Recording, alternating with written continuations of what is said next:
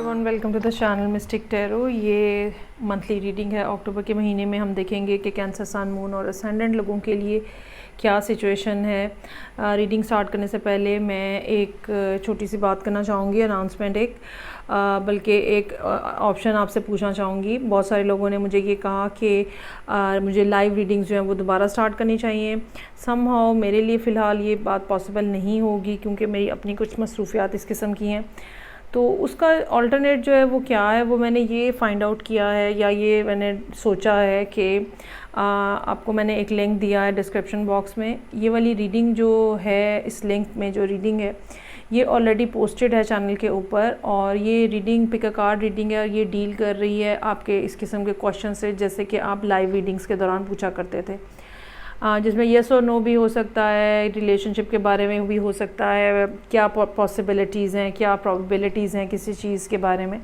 ये सारे क्वेश्चंस जो हैं ये डील हो सकते हैं इस तरह की रीडिंग से। तो अभी जब तक लाइव करना पॉसिबल नहीं है तब तक मैं फ्रीक्वेंटली इस किस्म की रीडिंग्स जो हैं वो अपलोड कर दिया करूँगी। चूँकि ये टाइमलेस रीडिंग होती है, सो जब भी आपको जो क्वेश्चन आपके जहन में आएगा, जितनी भी रीडिंग्स इस तरह की अवेलेबल होंगी, आप उन रीडिंग्स में से कोई सी भी रीडिंग चूज़ कर सकते हैं और उसमें से अपना क्वेश्चन जो है वो फाइंड आउट कर सकते हैं बाय चूजिंग एन ऑप्शन।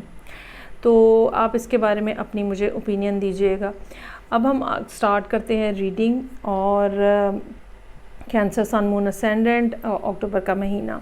अच्छा जी, सिचुएशन ऑलरेडी इस किस्म की है जो कि जिसमें कैंसर लोग जो हैं वो काफ़ी ज़्यादा फेयरफुल हो सकते हैं, एंक्शस हो सकते हैं। रीडिंग जो है एज़ यूजुअल वो करियर बेस्ड भी है, रिलेशनशिप के लिए भी है। और I have 2 advice cards for your relationship and 2 advice cards for your career. So अभी एट हैंड जो सूरत हाल है, सबसे बड़ा प्रॉब्लम जो है वो जब भी कैंसर लोगों को अनसर्टेनिटी होती है, ठीक है, चीज़ों का पता नहीं चल रहा, लोगों का पता नहीं चल रहा, तो तब आप सबसे ज़्यादा परेशान होते हैं। और ये आपकी ज़िंदगी का वही मोमेंट है, ये महीना ऐसा ही है कुछ। अच्छा, ये कोई नई बात नहीं है, ये पिछले कुछ अरसे से चलती आ रही है और यकीनन इस तरह की सूरत हाल बनी है जिसमें लोगों के बिहेवियर जो हैं वो आपके लिए काफ़ी डिसअपॉइंटिंग हो गए हैं। इस टाइम के ऊपर जो एस्ट्रोलॉजिकली भी सिचुएशन है, वहाँ पे लोगों के साथ जो आपकी डीलिंग्स हैं, चाहे ये लव रिलेशनशिप है, चाहे ये वर्क रिलेशनशिप है, ठीक है, जहाँ पर भी रिलेशनशिप का वर्ड फिट इन होता है वहाँ पे आपके लिए सूरत हाल काफ़ी ज़्यादा मुश्किल हो सकती है। और ऐसा हो सकता है कि आपको लोगों के बिहेवियर्स की समझ ना आए, लोगों के साथ आर्ग्यूमेंट हो रहा हो, और एक टसल सी जो चल रही होती है, कंपटीशन हो सकता है। ये सारी चीज़ें जो हैं ये यहाँ पे मौजूद नज़र आ रही हैं। आपका अपना फुल फोकस जो है इस टाइम के ऊपर वो काम के हवाले से है। आपकी कोशिश है कि आप मैक्सिमम अचीव कर सकें, कामों में अपने आप को बिज़ी रख सकें। लेकिन करना क्या चाहिए? करना ये चाहिए कि होता क्या है कि एक तो ये होता है कि जब हम बहुत ज़्यादा अपने आप को काम में बिज़ी कर लेते हैं तो भी हमारे रिलेशनशिप्स जो है ना वो सफ़र कर रहे होते हैं क्योंकि हम उनको टाइम नहीं दे पा रहे होते। दूसरी बात ये कि जब हम किसी से बात ही नहीं करेंगे तो तब तक उनका समझ में नहीं हमें आएगी। सो यहाँ इस दफ़ा जो आपके लिए सिचुएशन एट हैंड मौजूद है वो आपकी कम्युनिकेशन है। आपको लोगों से बातचीत करनी है। वो लोग जिनसे जिनसे आपके ताल्लुकात हैं, चाहे काफ़ी देर से बात नहीं भी हुई है, चाहे कोई ख़ास रीज़न भी नहीं है बात करने की, फिर भी उनसे बात करें, कॉल करें, मैसेज करें, किसी किस्म की अगर ईमेल के थ्रू है वो करें, वैसे बैठ के बात करें। जितनी ज़्यादा बातचीत में फ़्लो आएगा, जितना ज़्यादा, उतने सूरत हाल आपको आहिस्ता आहिस्ता ख़ुद क्लियर हो जाएगी कि क्या है। क्योंकि इस टाइम के ऊपर आपको सबसे बड़ी परेशानी ये है कि आपको लोगों के मूड्स का पता नहीं चल रहा। अगेन मैं ये बात कहना चाहूँगी कि रिलेशनशिप चूँकि सारे का सारा इस टाइम के ऊपर अंडर प्रेशर है, तो इसमें लव रिलेशनशिप भी हो सकता है, इसमें आपके दीगर जो रिलेशनशिप्स हैं, सिबलिंग्स हैं, पेरेंट्स हैं, दोस्त हैं, आपके कोलीग्स हैं, कोई भी शामिल हो सकता है। दूसरी बात जो कि बहुत इम्पॉर्टेंट इस दफ़ा आपके लिए रहेगी इस महीने, वो ये कि छोटी छोटी बातों को इग्नोर कर दें। लोगों के बुरे कमेंट्स को, लोगों के बैड बिहेवियर्स को इग्नोर कर दें, ठीक है। आपका अपना जो एक नेचर है, बहुत ज़्यादा गिविंग नेचर है, कैंसर की गिविंग नेचर होती है, बहुत मदरिंग होते हैं। ये सारी चीज़ें जो है आपको एज़ इट इज़ कंटिन्यू करनी है। वो जो कोई भी बुरा जो कर रहा है उसका मसला जो है वो कुदरत खुद ब खुद उसकी जगह पे रिज़ॉल्व कर देगी। आपको उसके बारे में परेशान होने की या फ़िक्र करने की ज़रूरत नहीं है। आपको लोगों के साथ अपनी कम्युनिकेशन जो है वो बेहतर बनाने की ज़रूरत है, बेहतर अंदाज में बात करने की ज़रूरत रहेगी, बेहतर अंदाज में। अच्छा, हमेशा हम समझते हैं कि बात करने का मतलब ये है कि हम बोल रहे हैं, जबकि बात करने का मतलब ये होता है कि आप दूसरे को मौका देते हो कि वो कुछ जो कहना चाह रहे हैं वो कहें। सो आपको इस दफ़ा अपने कान खुले रखने होंगे और एक लिसनिंग एंड के ऊपर मौजूद रहना होगा। इससे क्या होगा, इससे बहुत सारी चीज़ें होंगी। एक तो ये कि वो बातें जो शायद अभी सामने नहीं हैं वो सामने आएंगी, वो चीज़ें जिनके बारे में आपको कुछ शक व शुबहात हैं वो क्लियर हो जाएंगे। और एंड ऑफ़ द मंथ तक डेफ़िनेटली आप कुछ बहुत पॉजिटिव न्यूज़ जो है वो एक्सपेक्ट कर सकते हैं। ये पॉजिटिव न्यूज़ जो है, अगर आप मैरिड हैं, ठीक है, आपकी बेबी की भी हो सकती है। ये पॉजिटिव न्यूज़ जो है ये रिलेशनशिप को आप हो सकता है कि बेहतर बनता हुआ देखें। ये पॉजिटिव न्यूज़ जो है ये किसी ऐसे पर्सन की तरफ से हो सकती है जहाँ से आप एक्सपेक्ट ना कर रहे हो। सो ओवरऑल लव रिलेशनशिप है या अदर रिलेशनशिप्स हैं, एक तो अपने आप को आइसोलेशन से निकालें। दूसरे अगर बात नहीं भी कर रहे तो आपको उनको ख़ुद बुलाना है, ख़ुद बात करनी है, और एंड ऑफ़ द मंथ तक you can expect a renewal. ठीक है, अब दोनों कार्ड्स देखें, दोनों कार्ड्स सिमिलर एनर्जी जो है एक्जुबरेट कर रहे हैं। ब्यूटीफुल ब्राइट सनी डे जो, और रेड कलर की प्रेजेंस जो है वो यहाँ पे हमें बता रही है कि जैसे आप किसी के लिए फीलिंग्स फिर आपकी डेवलप होना शुरू हो जाती हैं। वो कैंसर लोग जो कि रिलेशनशिप में डिसअपॉइंट हैं, लव रिलेशनशिप में, उनके लिए भी यहाँ पे बहुत ही कोई अच्छी बात जो है वो होती हुई नज़र आ रही है। अच्छा जी, अब हम आ जाते हैं करियर के हवाले से जो सूरत हाल है उसको देखते हैं हम।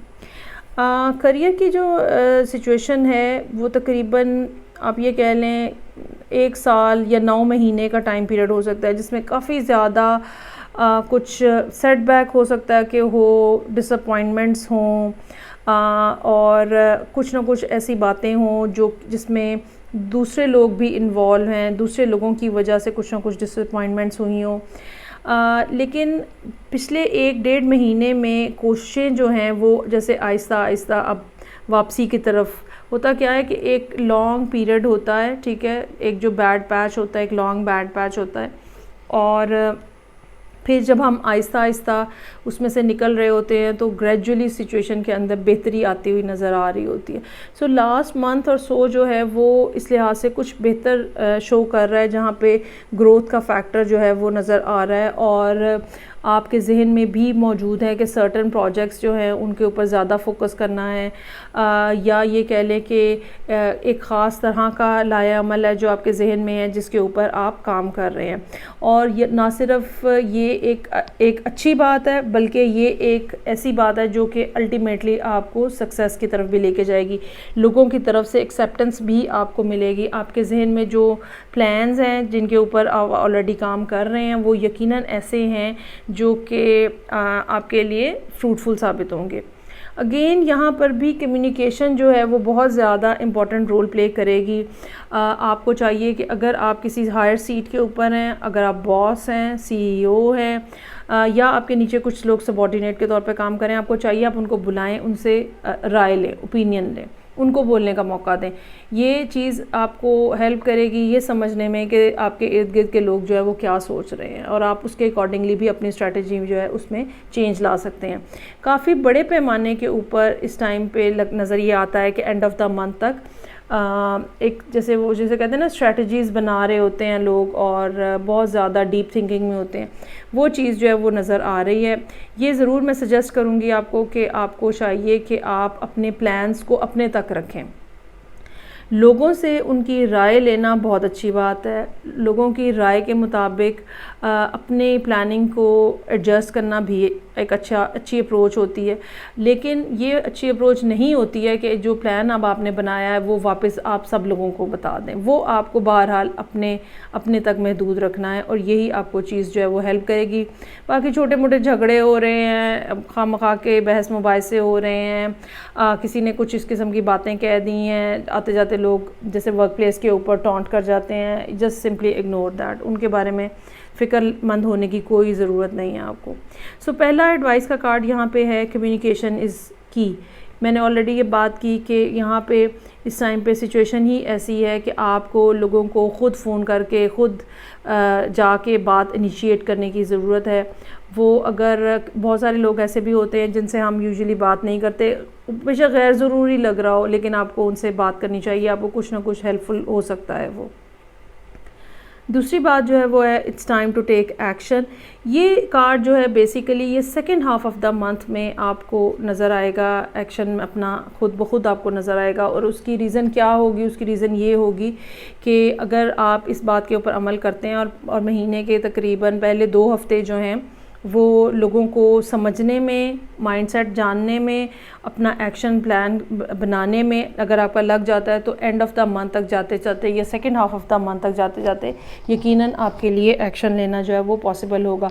और ये एक्शन जो है ये एक अच्छी न्यूज़ जो है आपको सुना रहा है, वो चीज़ें जो आप अचीव करना चाह रहे हैं। अच्छा, इस कार्ड के अंदर रिकग्निशन भी मौजूद है। सो अगर आप वर्क प्लेस के ऊपर कुछ काम ऐसा कर रहे हैं जो कि रिकग्नाइज़ नहीं अभी तक हुआ, लोगों ने उसको अप्रिशिएट नहीं किया, तो चांसेस आते हैं कि एंड ऑफ द मंथ तक जाते जाते आपको आपके एक्शंस की वजह से और आपकी स्ट्रैटेजी की वजह से रिकग्नाइजेशन भी मिल सकती है। सो टीम वर्क जो है वो बहुत इम्पॉर्टेंट होगा और कम्युनिकेशन जो है वो इस टाइम पे इसकी बॉटम लाइन रहेगी। ठीक है जी, nice reading for cancer sun moon and ascendant. I hope आपको अच्छी लगी होगी। अपनी ओपिनियन दीजिएगा मुझे regarding that pick a card reading as well. मैं आपसे नेक्स्ट रीडिंग के साथ फिर मिलूँगी, तब तक अपना बहुत ज़्यादा ख्याल रखिएगा। खुदा हाफिज़।